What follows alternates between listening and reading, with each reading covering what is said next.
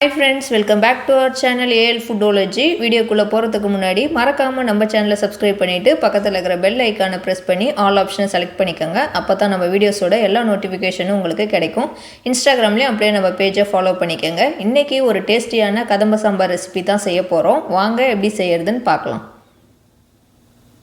First இந்த சாம்பார் செய்கிறதுக்கு நம்ம ஒரு பேன் வச்சு அதில் 2 டேபிள் ஸ்பூன் ஆயில் சேர்த்துக்கலாம். ஆயில் ஹீட்டான பிறகு ஒரு 100 கிராம் அளவு உள்ள சின்ன வெங்காயம் நம்ம இதோட சேர்த்துக்குவோம். சாம்பார் வெங்காயத்தை சேர்த்துட்டு நம்ம நல்லா அதை கொஞ்சம் நேரம் வதக்கி விட்டுக்கலாம் எண்ணெயிலேயே. வெங்காயம் கொஞ்சம் கலர் மாதிரி வரட்டும். இப்போ வெங்காயம் வதங்கிட்டு இருக்கிறப்பவே இது கூட நான் ஒரு தக்காளி சாப் பண்ணி வச்சுருக்கேன், அதையும் இதோட சேர்த்துக்கிறேன். இது கூடவே ஒரு பிஞ்ச் மஞ்சத்தூள், ஒரு பிஞ்ச் சால்ட் சேர்த்து தக்காளியை நம்ம கொஞ்சம் நேரம் நல்லா வதக்கி விட்டுக்கலாம். தக்காளி கொஞ்சம் நல்லா வதங்கி வரட்டும், அது வரைக்கும் நல்லா வதக்கிக்குவோம். தக்காளி வதங்கிட்டு இருக்கிறப்பவே இது கூட நான் 2 கத்திரிக்காய் கட் பண்ணி வச்சுருந்தேன், அதையும் இதோட சேர்த்துக்கிறேன். கூடவே ஒரு முருங்கைக்காய் கட் பண்ணி வச்சுருக்கேன், அதையும் இதோட சேர்த்துக்கலாம்.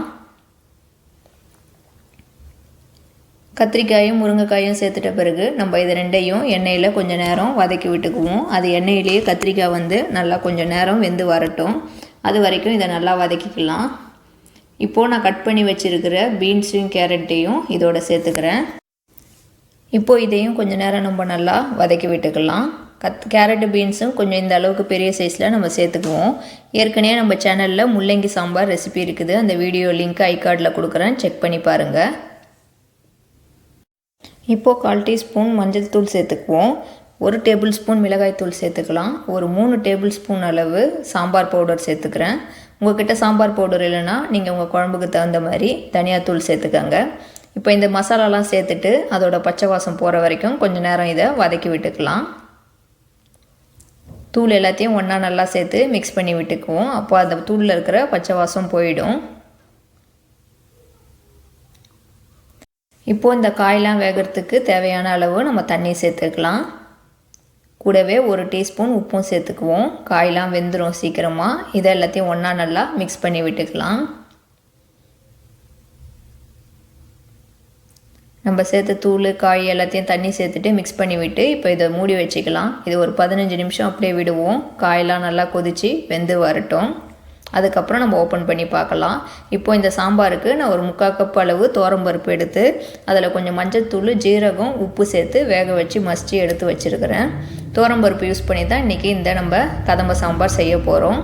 இப்போ ஒரு 15 நிமிஷம் கழித்து நம்ம இதை ஓப்பன் பண்ணி பார்க்கலாம். பாருங்கள், கொதிச்சிட்டு இருக்குது. காயெலாம் ஆல்மோஸ்ட் வெந்துடுச்சு. இப்போ இதை நம்ம லைட்டாக மிக்ஸ் பண்ணி விட்டுக்கலாம். உங்களுக்கு பார்த்தாலே தெரியும் காயெல்லாம் ஆல்மோஸ்ட் வெந்துருச்சு. இந்த ஸ்டேஜில் நான் ஒரு மாங்காய் கட் பண்ணி வச்சுருந்தேன், அதை இப்போ சேர்த்துக்கிறேன். மாங்காயை லாஸ்ட்டாக சேர்த்தா தான் மாங்காய் குழஞ்சிடாமல் வெந்து வரும். இப்போது மாங்காய் சேர்த்துட்டு நம்ம இதை லைட்டாக காய்கறியோடு மிக்ஸ் பண்ணி விட்டுக்கலாம். இது கூடவே நான் ஒரு சின்ன நெல்லிக்காய் சைஸ் புளி எடுத்து கரைச்சி வச்சுருக்கேன். அந்த கரைச்சி வச்ச புளி தண்ணியை இப்போ இந்த ஸ்டேஜில் நான் இதோட சேர்த்துக்கிறேன். இப்போ எல்லாத்தையும் ஒன்றா நல்லா மிக்ஸ் பண்ணி விட்டுக்கலாம். இப்போ இதை ஒரு மூடி போட்டு மூடி வச்சுக்கலாம். நம்ம மாங்காய் கொஞ்சம் நேரம் வெந்து வரட்டும். அது கூடவே புளி தண்ணியும் அதோட பச்சை வாசம் போகிற வரைக்கும் வெந்து வரட்டும். இது ஒரு 5லேருந்து 7 நிமிஷம் வரைக்கும் நம்ம மூடி வச்சுட்டு இப்போ ஓப்பன் பண்ணி பார்ப்போம். பாருங்கள், மாங்காவும் 3/4 அளவு வெந்துடுச்சு. இதை இப்போ லைட்டாக மிக்ஸ் பண்ணிக்கலாம். இப்போ இந்த ஸ்டேஜில் நம்ம ஏற்கனவே வேக வச்சுருக்க துவரம்பருப்பை இதோட சேர்த்துக்கலாம். இப்போ இந்த பவுல்லையே கொஞ்சம் தண்ணி சேர்த்து அதோட சேர்த்துக்கிறேன்.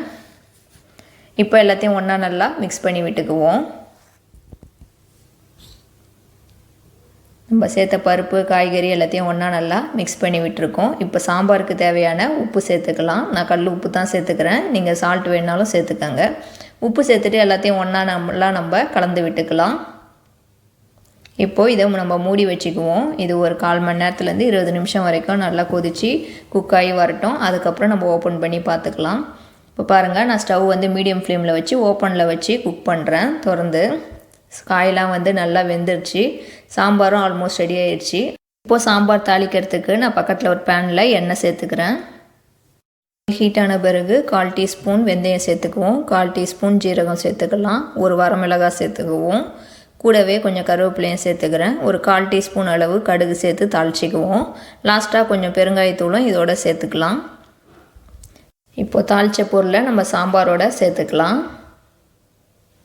சாம்பார் வந்து லாஸ்ட்டாக தாளித்து கொட்டுறப்ப சாம்பார் இன்னும் நல்லா டேஸ்ட்டாகவும் வாசமாகவும் சூப்பராக இருக்கும். நம்மளோட கதம்ப சாம்பார் வந்து இப்போ ரெடி ஆயிடுச்சு. இப்போ சாம்பாரோட எல்லாத்தையும் சேர்த்து மிக்ஸ் பண்ணி விட்டுக்கலாம். நான் ஸ்டவ் வந்து தாளிக்கிறதுக்கு முன்னாடியே ஆஃப் பண்ணிட்டேன். சாம்பார் ஆற ஆற இன்னும் நல்லா திக்காகிடும். காயெலாம் வெந்து சூப்பராக இருக்குது பாருங்கள். மாங்காய்லாம் உடையவே இல்லை பாருங்கள். நம்ம சேர்த்த முருங்கைக்காய், கத்திரிக்காய், கேரட், பீன்ஸு இது எல்லாமே வந்து சாம்பாரில் நல்லா டேஸ்ட்டாக இருக்கும். நம்மளோட காய்கறி சாம்பார் வந்து சூப்பராக ரெடி ஆகிடுச்சு. இதை இப்போ சர்வ் பண்ணிவிட்டு காட்டுறேன் பாருங்கள். சாம்பார் நல்லா திக்காகிடுச்சு பாருங்கள். இதை ஒயிட் ரைஸு, இட்லி, தோசை, சப்பாத்திக்கெலாம் கூட நம்ம சைட் டிஷ்ஷாக யூஸ் பண்ணி சாப்பிடலாம். சூப்பராக இருக்கும். நீங்களும் எல்லா காய்கறிகளும் சேர்த்து இந்த மாதிரி ஒரு கதம்ப சாம்பார் செஞ்சு பாருங்கள். நான் செஞ்ச மாதிரி செஞ்சு பார்த்துட்டு எப்படி இருந்துச்சுன்னு கீழே கமெண்ட்டில் சொல்லுங்கள். இந்த வீடியோ உங்களுக்கு கண்டிப்பாக பிடிச்சிருக்குன்னு நினைக்கிறேன். பிடிச்சிருந்தால் லைக் பண்ணுங்கள். இந்த வீடியோவை உங்கள் ஃப்ரெண்ட்ஸ் அண்ட் ஃபேமிலிஸ்க்கு ஷேர் பண்ணி விடுங்க. அப்புறம் இது வரைக்கும் நம்ம சேனலை சப்ஸ்கிரைப் பண்ணாமல் பார்க்குறவங்க மறக்காமல் சப்ஸ்கிரைப் பண்ணிவிட்டு பக்கத்தில் இருக்கிற பெல் ஐக்கானை ப்ரெஸ் பண்ணிக்கோங்க. தேங்க்யூ ஃபார் வாட்சிங்.